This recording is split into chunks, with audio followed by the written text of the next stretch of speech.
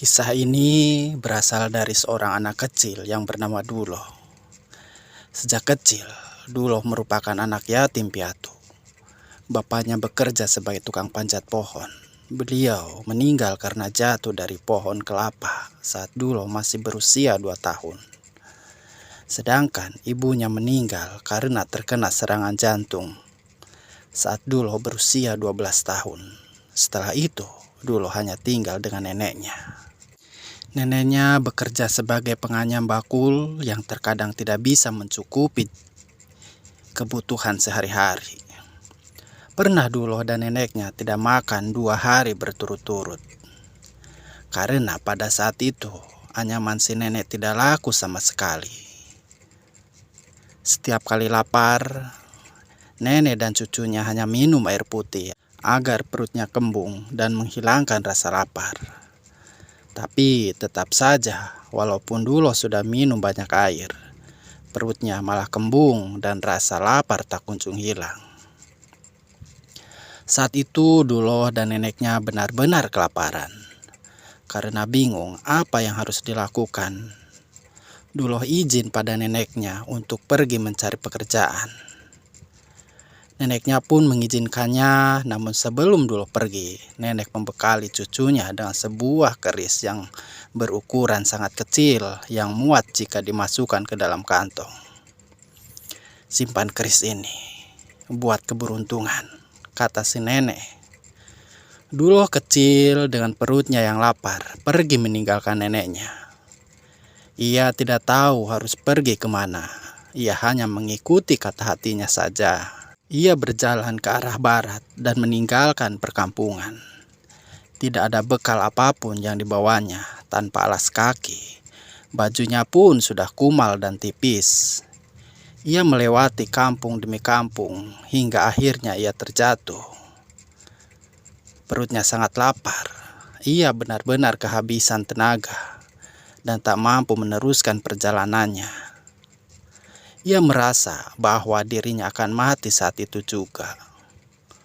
Duloh terkapar di jalan setapak selama 3 hari 3 malam. Tidak ada seorang pun yang menemukannya, namun ia masih bertahan hidup. Jalan setapak itu adalah jalan menuju kampung Bojong Pinang. Tinggal beberapa kilometer lagi, ia akan sampai di kampung itu. Namun tubuhnya sudah tak berdaya. Menjelang malam, melintaslah sebuah delman di jalan setapak itu. Melihat orang yang terkapar di sana, delman itu pun berhenti. Seorang wanita turun dari delman tersebut. Wanita itu sangat cantik dan berpakaian seperti seorang bangsawan. Wanita itu kaget ada anak kecil yang terkapar di jalan setapak itu. "Kamu kenal anak ini?" tanya wanita itu pada Pak Kusir. Si pengemudi delman, "Saya nggak kenal, Bu.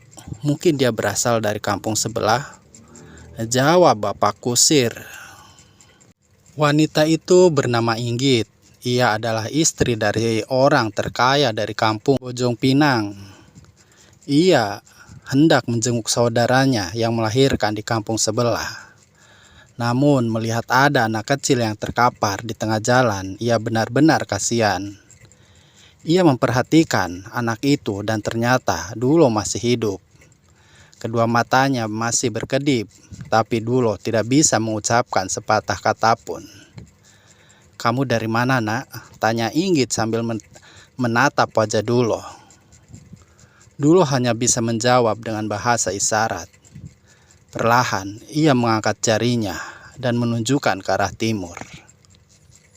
"Bawa dia ke atas delman ya," kata Inggit. Pak Kusir pun menurutinya.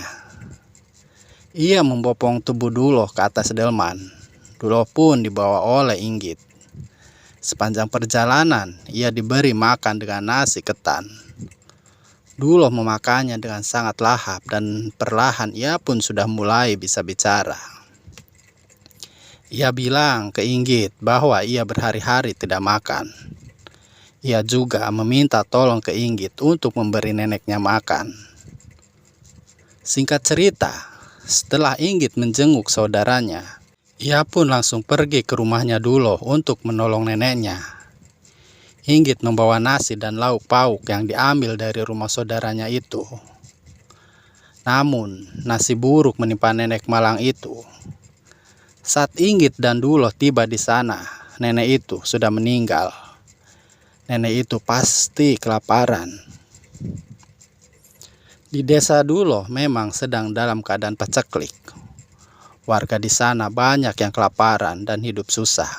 Setelah nenek Duloh dimakamkan, 1 hari kemudian Inggit kembali menemui Duloh. Wanita itu menawarkan pekerjaan kepada Duloh sebagai pengembala kerbau. Kebetulan kerbau milik keluarga Inggit dan ia butuh tambahan pengembala. Duloh dengan senang hati menerima pekerjaan itu. Nantinya ia akan membantu Ki Sarkam yang juga bekerja kepada Inggit sebagai pengembala kerbau. Pagi harinya, Duloh meninggalkan rumahnya dan pergi bersama Inggit. Sepanjang perjalanan, Duloh bercerita bahwa orang tuanya sudah meninggal saat ia masih kecil. Ia juga bercerita bahwa hidupnya serba kesusahan dan neneknya hanya bekerja sebagai penganyam bakul.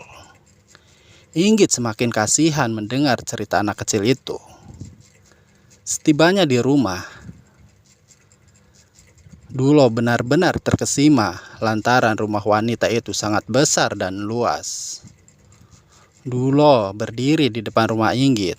Tak lama kemudian, keluarlah seorang lelaki yang berumur kurang lebih 35 tahun.